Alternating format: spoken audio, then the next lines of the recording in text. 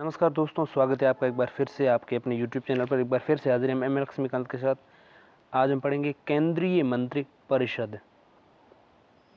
केंद्रीय मंत्री परिषद यानी सेंट्रल काउंसिल ऑफ मिनिस्टर्स पढ़ने वाले हैं।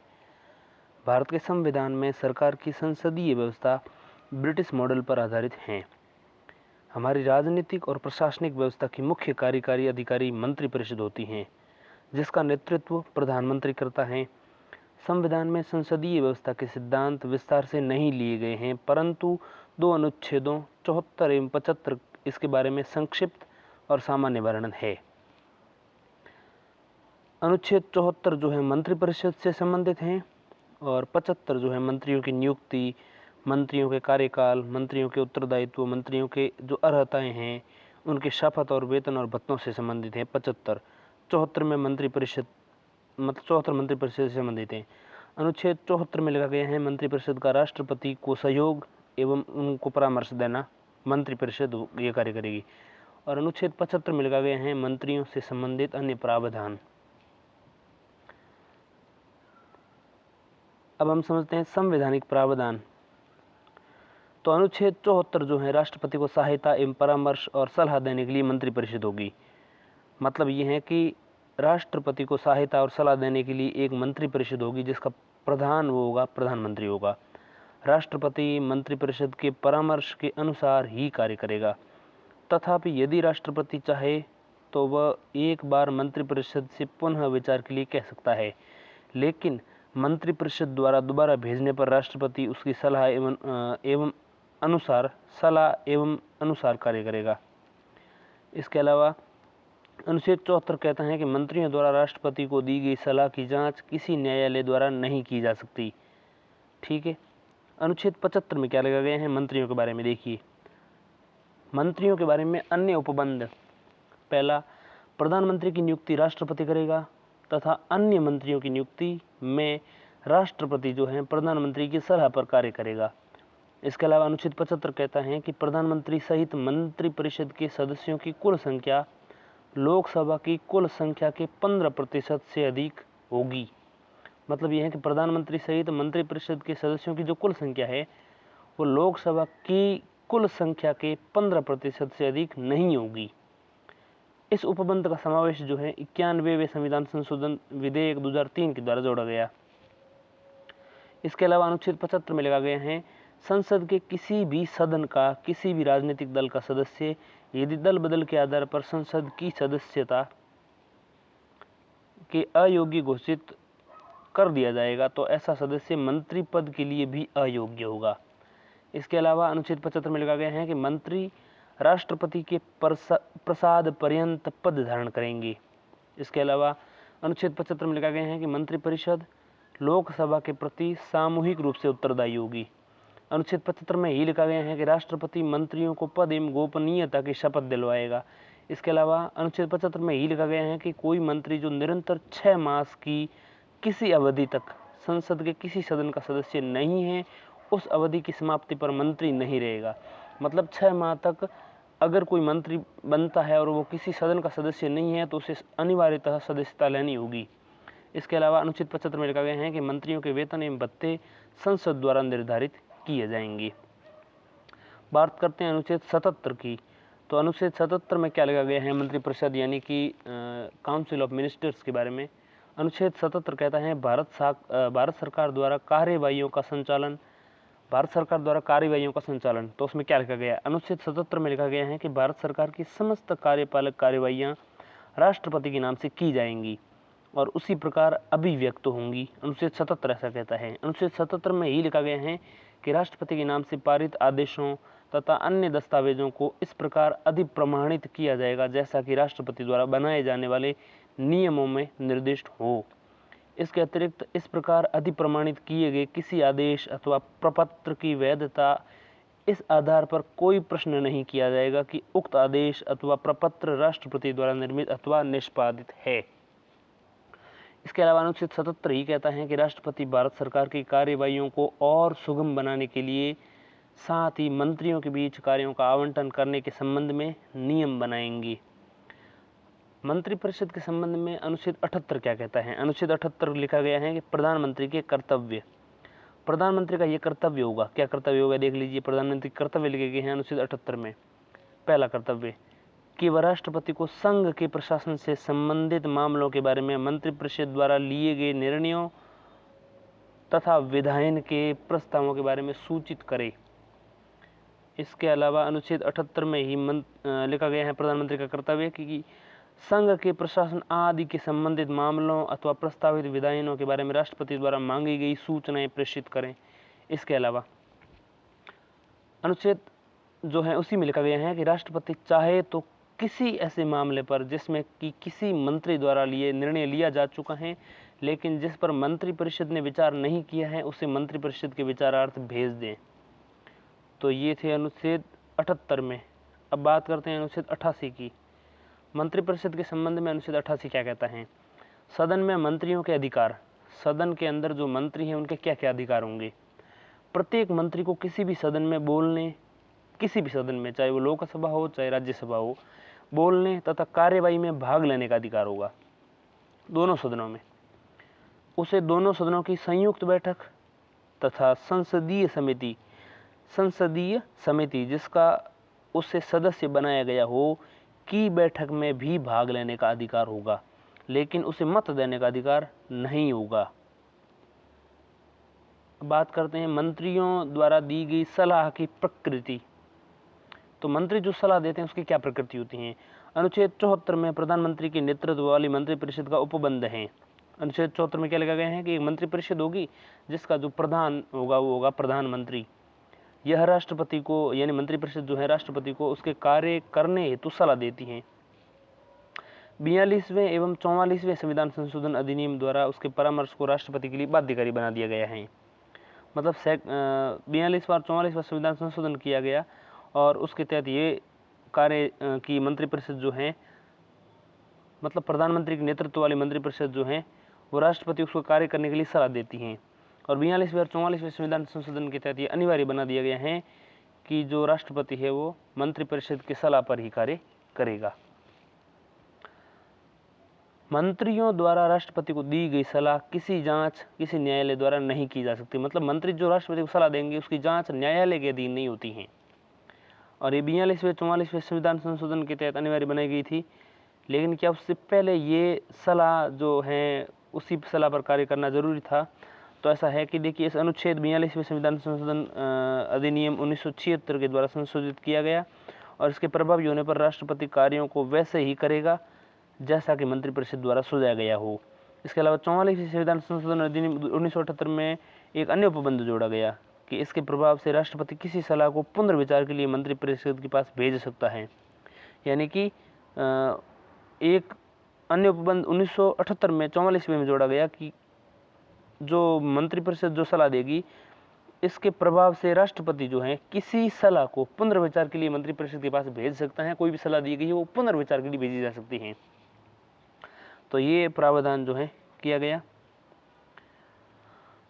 तो 42वें और 44वें संविधान संशोधन के तहत जो है मंत्रिपरिषद की सलाह पर राष्ट्रपति को अनिवार्यतः कार्य करना बताया गया है। मंत्रियों द्वारा राष्ट्रपति को दी गई सलाह किसी जांच किसी न्यायालय के अधीन नहीं होगी। ये उपबंध राष्ट्रपति एवं मंत्रियों के बीच एक अंतरंग और गोपनीय संबंधों पर बल देता है। यानी कि जो ये उपबंध है 74 में कि मंत्रिपरिषद सलाह देगी और उस आधार पर राष्ट्रपति कार्य करेगा, उसको सुधारा भी गया बाद में। तो ये जो उपबंध है, ये जो सलाह है 74वें अनुच्छेद में, ये राष्ट्रपति और मंत्रियों के बीच में एक अंतरंग और गोपनीय संबंधों पर बल देता है। मतलब ये ऐसी सलाह है कि उस पर न्यायालय कार्य नहीं कर सकता। तो ये एक गोपनीय और अंतरंग मतलब हो गया प्रावधान। 1971 में सुप्रीम कोर्ट ने कहा कि लोकसभा के विघटन होने के पश्चात भी मंत्रिपरिषद विघटित नहीं होगी। मतलब लोकसभा अगर विघटित हो जाएगी तो भी मंत्रिपरिषद तब तक विघटित नहीं होगी जब तक अगली लोकसभा के मंत्री डिसाइड नहीं हो जाते हैं। ये जो है ऐसा सुप्रीम कोर्ट ने 1971 में कहा। अनुच्छेद 74 अनिवार्य है, अतः अनुच्छेद 74 जो है अनिवार्य है, अतः राष्ट्रपति अपनी कार्यकारी शक्ति का प्रयोग बिना मंत्रिमंडल की सहायता एवं सलाह के नहीं कर सकता। मतलब राष्ट्रपति जो है उसकी मजबूरी है कि वो मंत्रिपरिषद यानी कि जो मंत्रिमंडल जो बनेगा उस मंत्रिमंडल उस मंत्रिपरिषद की सहायता और सलाह के बिना कार्य नहीं कर सकता, उसको अनिवार्यतः सलाह के साथ कार्य करना पड़ेगा। ये 44वें संविधान संशोधन के तहत अनिवार्य बना दिए गए। ठीक है। इसके अलावा बिना सलाह एवं सहायता के कार्यकारी शक्ति द्वारा किया गया कोई भी कार्य असंवैधानिक होगा, गैर कॉन्स्टिट्यूशनल होगा और ये संविधान अनुच्छेद जो 74 है उसका उल्लंघन माना जाएगा, ऐसा सुप्रीम कोर्ट ने 1971 में कहा। पुनः 1974 में जो न्यायालय है उसने कहा कि कोई जब भी संविधान को राष्ट्रपति की संतुष्टि की आवश्यकता होगी, जब भी संविधान को राष्ट्रपति की संतुष्टि की आवश्यकता होगी तो ये संतुष्टि राष्ट्रपति की व्यक्तिगत संतुष्टि न होकर मंत्रिपरिषद की संतुष्टि होगी। मतलब ये है कि अगर राष्ट्रपति की संतुष्टि चाहता है किसी पर चीज़ पर तो वो मंत्रिपरिषद को संतुष्ट करे, तभी वो बात बन सकती है, जिसकी सलाह एवं सहायता पर राष्ट्रपति अपनी शक्ति का प्रयोग और कार्य करता है। अब बात करते हैं मंत्रियों की नियुक्ति। प्रधानमंत्री की नियुक्ति राष्ट्रपति करता है और प्रधानमंत्री की सलाह पर अन्य मंत्रियों की नियुक्ति करता है। इसका अर्थ है कि राष्ट्रपति केवल उन्हीं व्यक्तियों को मंत्री नियुक्त कर सकता है जिसकी सिफारिश प्रधानमंत्री करता है, उसके अलावा किसी अन्य व्यक्ति को प्रधानमंत्री नहीं बना सकता। सामान्यतः लोकसभा राज्यसभा से ही संसद सदस्यों की मंत्री पद पर नियुक्ति होती है। सामान्यतः लोकसभा राज्यसभा से ही संसद सदस्यों की मंत्री पद पर नियुक्ति होती है। कोई व्यक्ति संसद की सदस्यता के बिना मंत्री पद पर सुशोभित नहीं हो सकता। संसद सदस्य होना जरूरी है, तो उसे 6 माह के भीतर किसी भी सदन का सदस्य लेनी होगी, निर्वाचन से अथवा नामांकन से।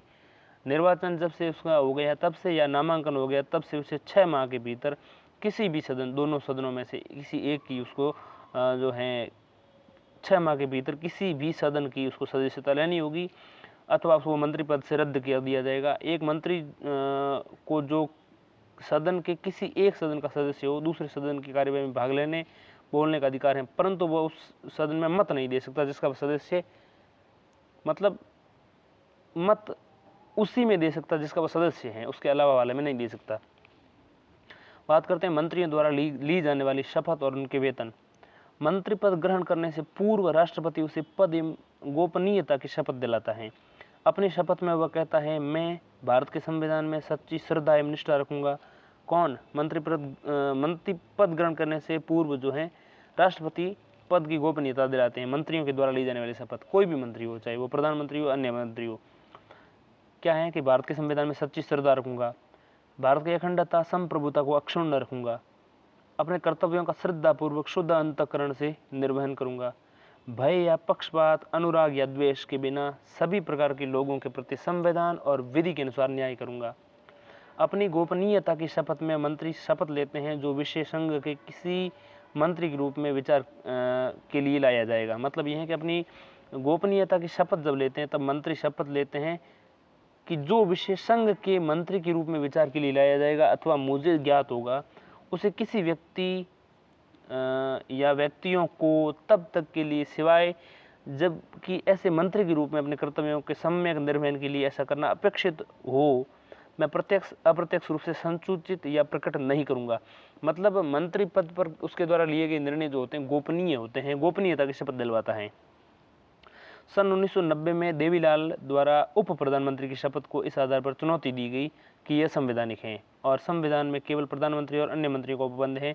उच्चतम न्यायालय ने इस शपथ को वैध ठहराया और कहा किसी भी व्यक्ति को उप प्रधानमंत्री के रूप में नियुक्त केवल व्याख्यात्मक है और ऐसी व्याख्या उसे प्रधानमंत्री की कोई शक्ति प्रदान नहीं करती। इसमें कहा गया है कि मंत्री की उप प्रधानमंत्री अथवा किसी अन्य प्रकार के मंत्री जैसे राज्य मंत्री अथवा उप मंत्री के रूप में व्याख्या जो कि संविधान में वर्णित नहीं है उसके द्वारा ली गई शपथ को अवैध घोषित नहीं करती यदि उसके द्वारा ली गई शपथ का वास्तविक भाग सही है। मतलब यह है कि ले सकते हैं लेकिन वास्तविक कार्यवाही नहीं करती। इसके अलावा मंत्रियों को वेतन एवं भत्ते संसद समय समय पर निर्धारित करती है। एक मंत्री एक संसद सदस्य को दिए जाने वाले वेतन एवं भत्ते प्राप्त करता है। इसके अतिरिक्त वह व्यय विषय भत्ते उसके पद के अनुसार मुफ्त आवास, यात्रा भत्ता, स्वास्थ्य सुविधा आदि प्राप्त करता है। सन 2001 में प्रधानमंत्री का व्यय विषय भत्ता बढ़ा करके 1500 से 3000 रुपये प्रति माह और केंद्रीय मंत्री के लिए 1000 से 2000, इसके अलावा राज्य मंत्री के लिए 500 से 1000, उप मंत्री के लिए 300 से 600 रुपये प्रति माह कर दिया गया। अब हम बात करते हैं मंत्रियों के उत्तरदायित्व की। तो मंत्रियों के उत्तरदायित्व क्या होते हैं? बहुत इंपॉर्टेंट, ध्यान दीजिएगा। पहला, सामूहिक उत्तरदायित्व। सरकार की संसदीय व्यवस्था की कार्यप्रणाली का मौलिक सिद्धांत उसके सामूहिक उत्तरदायित्व का सिद्धांत है। अनुच्छेद 75 स्पष्ट रूप से कहता है कि मंत्रिपरिषद लोकसभा के प्रति सामूहिक रूप से उत्तरदायी होगी। इसका अर्थ है कि सभी मंत्रियों को उसकी सभी कार्यों के लिए लोकसभा के प्रति संयुक्त जिम्मेदारी होगी। वे एक दल की तरह कार्य करेंगे और समान रूप से उत्तरदायी होंगे। जब लोकसभा मंत्रिपरिषद के विरुद्ध एक अविश्वास प्रस्ताव लाती है, लोकसभा मंत्रिपरिषद के विरुद्ध अविश्वास प्रस्ताव लाती हैं, अविश्वास पारित करती हैं, तो सभी मंत्रियों को, जिसकी वे राज्यसभा के मंत्री भी शामिल हों, त्याग पत्र देना पड़ता है। मतलब यह है कि राज्यसभा के जो मंत्री होते हैं, राज्यसभा के मंत्री भी शामिल हों, त्याग पत्र देना पड़ता है। मैं आपको बताता हूँ, ये जब अविश्वास प्रस्ताव वाली बात आई, क्योंकि फिलहाल जो है अविश्वास प्रस्ताव जो है चर्चा का मुद्दा बना हुआ है। मतलब यह है कि प्रत्येक मंत्री को अलग अलग त्याग पत्र देने की आवश्यकता नहीं होती है। प्रधानमंत्री के त्याग पत्र का तात्पर्य पूरे मंत्रिपरिषद का त्याग पत्र माना जाता है। ठीक है, तो अविश्वास प्रस्ताव जब भी लाती है और अविश्वास प्रस्ताव साबित कर दिया जाता है, तो फिर त्याग पत्र देना पड़ता है। ये बात यहाँ पर स्पष्ट रूप से ऐसे लिखी गई है। सामूहिक जिम्मेदारी होती है, तो त्याग पत्र जब भी लाया जाता है तो राज्यसभा के मंत्री भी इसमें शामिल होंगे, त्याग पत्र देना पड़ता है। इसके अतिरिक्त मंत्रिपरिषद राष्ट्रपति को इस आधार पर लोकसभा को विघटित करने की सलाह दे सकती है। मंत्रिपरिषद जो है राष्ट्रपति को इस आधार पर लोकसभा को विघटित करने की सलाह दे सकती है कि सदन जनमत का निष्ठापूर्ण प्रतिनिधित्व नहीं करता। मतलब अविश्वास प्रस्ताव अगर नहीं जीत पाते हैं, वो अविश्वास प्रस्ताव उनका साबित नहीं होता है, तो ऐसी स्थिति में मंत्रिपरिषद जो एक काउंसिल है वो कह सकती है कि लोकसभा विघटित की जाए। सदन जनमत का निष्ठापूर्ण प्रतिनिधित्व करती हैं, नए चुनाव की मांग करते हैं मंत्रिपरिषद द्वारा राष्ट्रपति से। राष्ट्रपति लोकसभा में विश्वास मत खोए हुए मंत्रिपरिषद की सलाह मानने पर हेतु बाध्य नहीं है। मतलब यह है कि राष्ट्रपति जो है, लोकसभा जो है, उसमें विश्वास मत खोए हुए मंत्रिपरिषद की सलाह मानने हेतु बाध्य नहीं है। जब विश्वास प्रस्ताव में जो सलाह दी जाती है खोने के बाद में, अविश्वास प्रस्ताव जब लाया जाता है उसमें, तो उसके बाद में मंत्रिपरिषद की सलाह मानने के लिए राष्ट्रपति बाध्य नहीं है। सामूहिक उत्तरदायित्व का सिद्धांत ये भी है कि मंत्रिमंडल निर्णय सभी केंद्रीय मंत्रियों यानी कि अन्य मंत्रियों के लिए भी बाध्यकारी हैं। यहाँ तक कि यदि मंत्रिमंडल की बैठक में उनके विचार इसके विरुद्ध हों। कैसे? देखिए, सामूहिक उत्तरदायित्व का सिद्धांत यह भी है कि मंत्रिमंडल के निर्णय जो है सभी केंद्रीय मंत्रियों, अन्य मंत्रियों के लिए बाध्यकारी है। मंत्री सामूहिक रूप से जो है उनका निर्णय जो है सबके लिए बाध्यकारी है। यहाँ तक कि मंत्रिमंडल की बैठक में उनके विचार इसके विरुद्ध हो तब भी उनके लिए बाध्यकारी हैं। सभी मंत्रियों का कर्तव्य है कि वे मंत्रिमंडल के निर्णयों को माने, संसद के बाहर और भीतर उनका समर्थन करें। यदि कोई मंत्री मंत्रिमंडल किसी निर्णय से सहमत है, नहीं, असहमत है, उसके द्वारा तैयार नहीं है, वो उसके लिए तैयार नहीं है, तो उसे त्याग पत्र देना होगा। पूर्व में कई मंत्रियों ने मंत्रिमंडल के साथ उनके मतभेद के चलते कई बार त्याग पत्र दिए हैं। उदाहरण के लिए 1953 में डॉक्टर BR अम्बेडकर ने हिंदू कोड बिल पर अपने साथियों के साथ मतभेद के चलते त्याग पत्र दे दिया 1953 में। इसके अलावा CD देशमुख ने राज्यों के पुनर्गठन की नीति पर मतभेद के कारण त्याग पत्र दे दिया। इसके अलावा आरिफ मोहम्मद ने मुस्लिम महिला तलाक से बचाव का अधिकार 1986 के विरोध में अपना त्याग पत्र दे दिया था। अब हम बात करते हैं व्यक्तिगत उत्तरदायित्व। अनुच्छेद 75 में व्यक्तिगत उत्तरदायित्व का सिद्धांत भी वर्णित है। यह कहता है कि मंत्री राष्ट्रपति के पश्चात पर्यंत अपने पद पर बने रहेंगे, जिसका अर्थ है कि राष्ट्रपति किसी मंत्री को उस समय भी हटा सकता है जब मंत्रिपरिषद को लोकसभा में विश्वास मत प्राप्त है। हालांकि राष्ट्रपति किसी मंत्री को केवल प्रधानमंत्री की सलाह पर ही हटा सकता है, बिना सलाह के नहीं हटा सकता। हटा कभी भी सकता है, चाहे विश्वास में हो न हो। मतलब त्याग पत्र दे, अपने आप हट जाए तो अलग बात है, अन्य हटाया भी जा सकता है। मतलब विचारों में मतभेद के कारण अथवा किसी मंत्री के कार्यों से संतुष्ट न होने पर प्रधानमंत्री उसे त्याग पत्र देने के लिए कह सकता है अथवा राष्ट्रपति उसे बर्खास्त करने की सलाह दे सकता है। इस शक्ति के प्रयोग द्वारा प्रधानमंत्री सामूहिक उत्तरदायित्व के नियम की सिद्धि कर सकता है।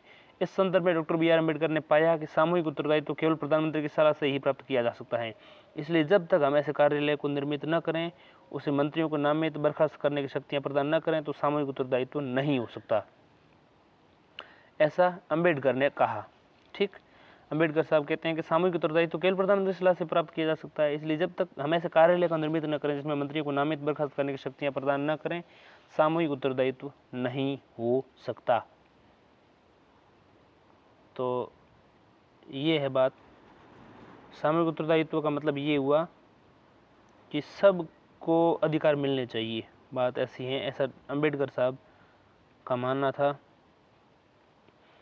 इसके अलावा अगर हम और इनके उत्तरदायित्वों की बात करें मंत्रियों की, तो तीसरा है कोई विधिक उत्तरदायित्व नहीं है। मतलब ये कि ब्रिटेन में सार्वजनिक कार्य करने के लिए राजा का प्रत्येक आदेश मंत्री द्वारा हस्ताक्षरित होता है। राजा का प्रत्येक आदेश जो है मंत्री द्वारा हस्ताक्षरित होता है। यदि वह आदेश किसी कानून का उल्लंघन करता है तो उसका उत्तरदायित्व मंत्री पर होता है। मतलब राजा ने जो आदेश दिया वो मंत्री के द्वारा हस्ताक्षर किया हुआ माना जाएगा, और राजा ने कोई आदेश गलत दे दिया उसका जवाब दे मंत्री होगा। ठीक है। ब्रिटेन में मुहावरा विधिक रूप से मान्य है। राजा कभी गलत नहीं हो सकता, अतः उस पर न्यायालय में मुकदमा नहीं चलाया जा सकता। मतलब ये है कि ब्रिटेन में ये मुहावरा विधिक रूप से मान्य है कि राजा कभी गलत नहीं होगा, उस पर मुकदमा नहीं चलाया जा सकता। दूसरी ओर भारत में संविधान में किसी भी मंत्री के लिए किसी भी प्रकार की विधिक जिम्मेदारी का कोई उपबंध नहीं है। ये आवश्यक नहीं है कि राष्ट्रपति द्वारा जनहित में जारी किसी आदेश द्वारा मंत्री प्रति हस्ताक्षर करे, कोई जरूरी नहीं है। ठीक। यहाँ तक कि मंत्री द्वारा राष्ट्रपति को दी गई किसी सलाह की जांच भी न्यायालय के क्षेत्र से बाहर है। मतलब सारी जिम्मेदारी राष्ट्रपति भी जाकर करेगी, और राष्ट्रपति उस सलाह को मानना भी जरूरी बाध्य हो गया। बात करते हैं मंत्रिपरिषद की संरचना। मंत्रिपरिषद में मंत्रियों की 3 श्रेणियां होती हैं, कैबिनेट मंत्री, राज्य मंत्री और उपमंत्री। उनके बीच का अंतर देखिए, उनका पद क्रम, उनका वेतन, उनका राजनीतिक महत्व। इन सभी मंत्रियों का प्रमुख जो होता है प्रधानमंत्री होता है, जो सरकार का उच्चतम कार्यकारी होता है। कैबिनेट मंत्रियों के पास केंद्र सरकार के महत्वपूर्ण मंत्रालय जैसे गृह मंत्रालय, रक्षा मंत्रालय, वित्त मंत्रालय, विदेश मंत्रालय, अन्य मंत्रालय होते हैं कैबिनेट मंत्रियों के पास। वे कैबिनेट के रूप में कैबिनेट के सदस्य होते हैं और उसकी बैठकों में भाग लेते हैं, नीति निर्धारण में महत्वपूर्ण भूमिका निभाते हैं। उनके उत्तरदायित्व की परिधि संपूर्ण केंद्र सरकार पर है। राज्य मंत्रियों को मंत्रालय विभागों का स्वतंत्र प्रभार दिया जा सकता है। उन्हें कैबिनेट मंत्री के साथ सहयोगी बनाया जा सकता है। सहयोग के मामलों में उन्हें कैबिनेट मंत्री के मंत्रालय विभागों का प्रकार दिया जा सकता है, तो मंत्रालय से संबंधित कोई विशेष कार्य सौंपा जा सकता है। दोनों ही मामलों में वे कैबिनेट की देखरेख, सलाह, उनकी जिम्मेदारी पर कार्य करते हैं। स्वतंत्र प्रभार के मामले में वे अपने मंत्रालय का कार्य कैबिनेट की तरह पूरी शक्ति स्वतंत्रता से करते हैं। मतलब है कि जब उनको प्रभार दिया जाता है, तो स्वतंत्र प्रभार जब दिया जाता है, तो स्वतंत्र प्रभार के मामले में मंत्रालय का कोई भी कार्य कैबिनेट मंत्री की तरह ही पूरी शक्ति और स्वतंत्रता से करते हैं। हालांकि वे कैबिनेट के सदस्य नहीं होते हैं, उनके बैठकों में भाग नहीं लेते हैं, और वे तब तक बैठक में भाग नहीं लेते जब तक उन्हें मंत्रालय से संबंधित किसी कार्य हेतु विशेष रूप से आमंत्रित न किया जाए। इस क्रम में अगला क्रम जो है उपमंत्रियों का है। उन्हें मंत्रालयों का स्वतंत्र प्रभार नहीं दिया जाता है। उन्हें कैबिनेट अथवा राज्य मंत्रियों को उनके प्रशासनिक, राजनीतिक, संसदीय कार्यों में सहायता के लिए नियुक्त किया जाता है। वे कैबिनेट के सदस्य नहीं होते हैं, उन्हें कैबिनेट की बैठक में भाग नहीं लेने देते हैं। यहाँ ये उल्लेख करना आवश्यक है कि मंत्रियों की एक और श्रेणी भी है जिन्हें संसदीय सचिव कहा जाता है। वे मंत्रिपरिषद की अंतिम श्रेणी में आते हैं, जिन्हें मंत्रालय भी कहा जाता है। जैसे मंत्रालय भी किया जाता है, उनके पास कोई विभाग नहीं होता है। वे वरिष्ठ मंत्रियों के साथ उनके संसदीय कार्यों में सहायता के लिए नियुक्त होते हैं। हालांकि 1967 से राजीव गांधी की सरकार के प्रथम विचार को छोड़कर उनके कोई भी संसदीय सचिव नियुक्त नहीं किया गया है। 1967 में राजीव गांधी की सरकार के प्रथम विस्तार को छोड़कर कोई भी संसदीय सचिव नियुक्त नहीं किया गया है। तो मंत्रियों के प्रकार यहाँ दिए गए हैं, इस पर सवाल बन सकता है, ध्यान दीजिएगा। इसके अलावा कई बार मंत्रिपरिषद में उप प्रधानमंत्री को भी शामिल किया जा सकता है। उप प्रधानमंत्री मुख्यतः राजनीतिक कारणों से नियुक्त किया जाता है। बात करते हैं मंत्रिपरिषद बनाम मंत्रिमंडल। क्या है मंत्रिपरिषद, क्या है मंत्रिमंडल? मंत्रिपरिषद अथवा मंत्रिमंडल ये दोनों शब्द अक्सर एक दूसरे के लिए प्रयुक्त किए जाते हैं, परंतु इनमें से एक निश्चित अंतर है।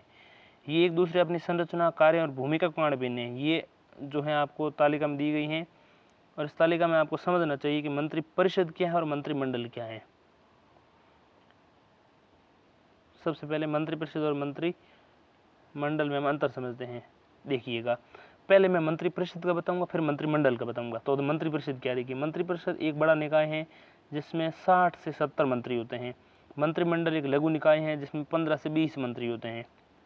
मंत्रिपरिषद में 3 श्रेणियां होती हैं, कैबिनेट मंत्री, राज्य मंत्री, उप मंत्री।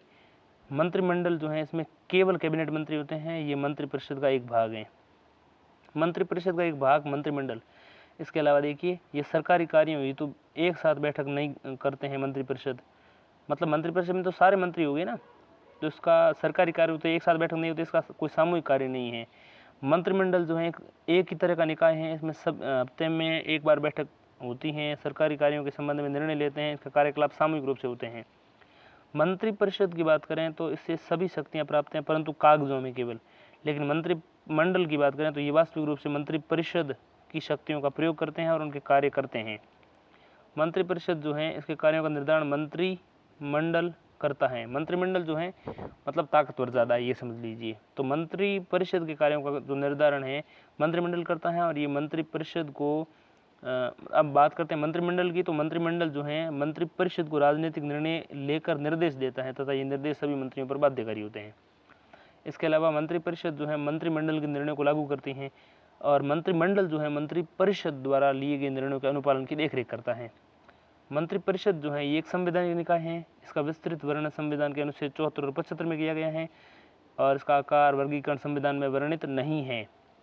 इसके आकार का जो निर्धारण है वो प्रधानमंत्री, आकार के निर्धारण जो है प्रधानमंत्री समय और स्थिति को देखकर करते हैं। ये ब्रिटेन में विकसित संसदीय व्यवस्था के आधार पर त्रिस्तरीय निकाय के रूप में वर्गीकृत हैं।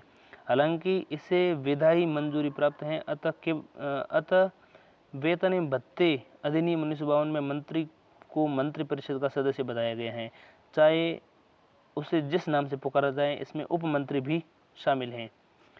वेतन एवं भत्ते अधिनियम 1952 में मंत्री को मंत्रिपरिषद का सदस्य बताया गया है, मंत्रिपरिषद का, ठीक है।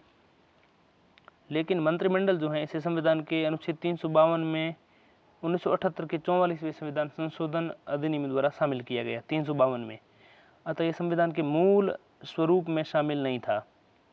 इससे संविधान में 352 में इसकी व्याख्या है कि प्रधानमंत्री तो अन्य कैबिनेट मंत्रियों की परिषद जिन्हें अनुच्छेद 75 के अंतर्गत नियुक्त किया गया है, इसके कार्य एवं शक्ति का विवरण नहीं दिया गया है। ये दूसरे शब्दों में हमारी राजनीतिक प्रशासनिक व्यवस्था ब्रिटेन की संसदीय परंपराओं पर आधारित है।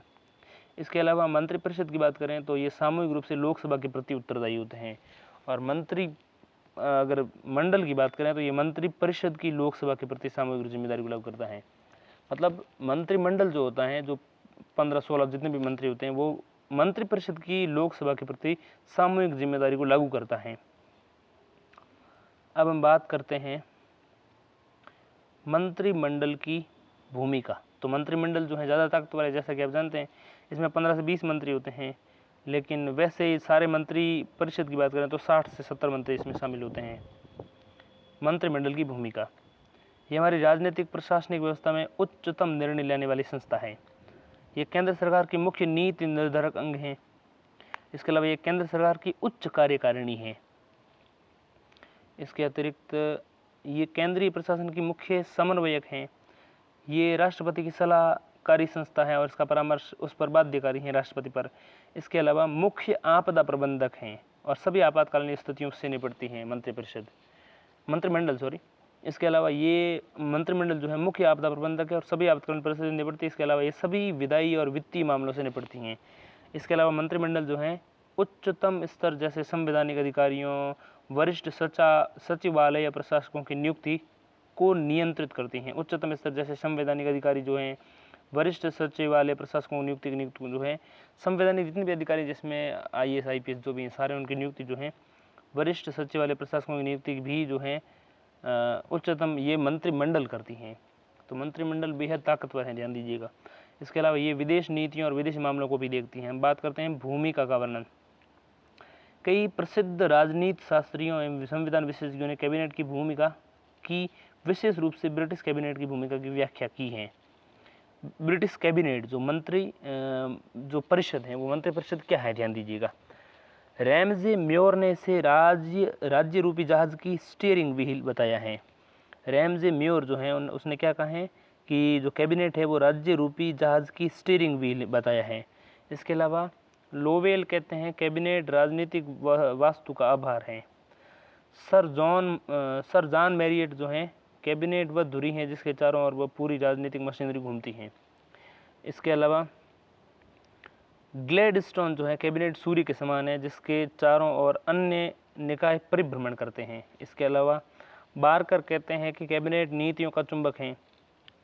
बेगे हॉट कहते हैं कि कैबिनेट हाइफन है जो कार्यपालक और विधायी विभाग दोनों के साथ जुड़ी होती हैं। जेनिंग्स कहते हैं, आइवर जेनिंग्स कहते हैं कि कैबिनेट ब्रिटिश संवैधानिक व्यवस्था का केंद्र बिंदु है। ये ब्रिटिश सरकार को एकता प्रदान करता है, ब्रिटिश संवैधानिक व्यवस्था का केंद्र बिंदु है। इसके अलावा एल.एस. एमरी कहते हैं कि कैबिनेट सरकार को निर्देशित करने वाला एक मुख्य उपकरण है। ब्रिटिश सरकार में कैबिनेट की भूमिका इतनी सशक्त प्रतीत होती है कि रैमजे म्योर ने इसे कैबिनेट की तानाशाही कहते हैं। रैमजे म्योर ने इसे कैबिनेट की तानाशाही कहा है। अपनी पुस्तक हाउ ब्रिटेन इज गवर्नड में लिखा है कि ये एक ऐसा निकाय है जो अत्यधिक शक्तिशाली है। इसका वर्णन सर्वशक्तिमान निकाय के रूप में किया जा सकता है। जब भी ये बहुमत द्वारा इस स्थिति को प्राप्त करती हैं तो ये स्थिति उसके द्वारा प्रसार प्राप्त अर्हक निरंकुशता जैसी होती हैं। ये निरंकुशता पिछली 2 पीढ़ियों की तुलना में अधिक पूर्ण है। ये विवरण भारतीय संदर्भ में भी काफ़ी हद तक सही है। बात करते हैं आंतरिक कैबिनेट की यानी कि किचन की। तो किचन क्या है, ध्यान दीजिएगा। आंतरिक कैबिनेट का मतलब मंत्रिमंडल एक तरीके से। तो ये 15 से 20 मंत्रियों को मिलाकर बनती हैं जिसका प्रधानमंत्री जो होता प्रमुख होता है। औपचारिक रूप से निर्णय लेने वाली संस्था होती हैं। आंतरिक कैबिनेट को किचन कैबिनेट भी कहते हैं। किचन कैबिनेट कहलाने वाला ये छोटा निकाय सत्ता का मुख्य केंद्र होता है। इस और अनौपचारिक निकाय में प्रधानमंत्री अपने 2-4 प्रभावशाली पूर्ण विश्वास सहयोगी रखता है जिससे हर समस्या की चर्चा करता है। ये प्रधानमंत्री को महत्वपूर्ण राजनीतिक प्रशासनिक मुद्दों पर सलाह देती हैं, अन्य महत्वपूर्ण निर्णय लेने में सहायता देती हैं। इसके अलावा इसमें न कैबिनेट मंत्री शामिल होते हैं अपितु इसके बाहर के भी, जैसे प्रधानमंत्री के रूप में मित्र पारिवारिक सदस्य भी शामिल होते हैं। भारत में प्रत्येक प्रधानमंत्री की एक आंतरिक कैबिनेट होती है, एक घेरे के अंदर घेरा। इंदिरा गांधी के ज़माने में आंतरिक कैबिनेट अति शक्तिशाली थी जिसे किचन कैबिनेट भी कहा जाने लगा। प्रधानमंत्री ने आंतरिक कैबिनेट संविधानात्मक का आश्रय निम्न कारणों से लिया है। देखिए ये जो मंत्रिमंडल है उससे अलग है, किचन कैबिनेट अलग है उससे। देखिए इस प्रधानमंत्री ने आंतरिक कैबिनेट जिसको किचन कैबिनेट भी कहते हैं संविधानेतर का आश्रय निम्न कारणों से लिया। देखिए ये एक छोटा अंग है, निर्णय लेने में मामले में कैबिनेट को विशाल आकार से अधिक प्रभावशाली है। ठीक, इसके अलावा इसकी बैठकें होती रहती हैं। ये सरकार के कार्यों को बड़ी कैबिनेट की अपेक्षा अधिक तत्परता से निपटती हैं। इसके अलावा प्रधानमंत्री को महत्वपूर्ण राजनीतिक मामलों के मुद्दों पर निर्णय लेने में गोपनीयता बरतने में सहायता प्रदान करती हैं।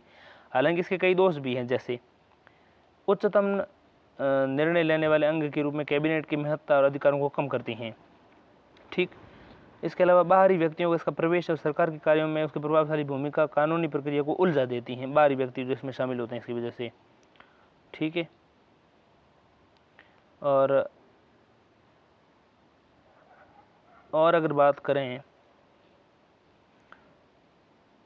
आंतरिक या किचन कैबिनेट का सिद्धांत, जहां पहले से तय निर्णयों को कैबिनेट की अनौपचारिक मंजूरी के लिए प्रस्तुत किया जाता है, भारत में अनोखा नहीं है। अमेरिका और ब्रिटेन में ये प्रचलन में है, सरकार के निर्णयों को प्रभावित करने में काफ़ी शक्तिशाली हैं। तो ये थे हमारे मंत्रिपरिषद कैबिनेट की बात। तो अनुच्छेद 74 जो है उसमें लिखा गया है कि मंत्रिपरिषद द्वारा राष्ट्रपति को सहयोग एवं परामर्श दिया जाएगा। अनुच्छेद 75 कहता है कि मंत्री के संबंधित अन्य प्रावधान, नियुक्ति, वेतन भत्ते सारी चीज़ें। अनुच्छेद 77 में लिखा गया है कि भारत सरकार द्वारा कार्यवाहियों का संचालन होगा। अनुच्छेद 78 में लिखा गया है कि राष्ट्रपति को सूचनाएं प्रदान करने के लिए संबंधित प्रधानमंत्री का दायित्व होगा। 88 में लिखा गया है कि सदनों के आदरणीय मंत्रियों के अधिकार क्या क्या है। तो मंत्रियों के अधिकार जो है 88 में लिखे गए हैं। तो ये हमने पढ़ा मंत्रिपरिषद यानी कि कैबिनेट। अब हम समझेंगे आगे मंत्रिमंडलीय समितियां, लेकिन अगले भाग में।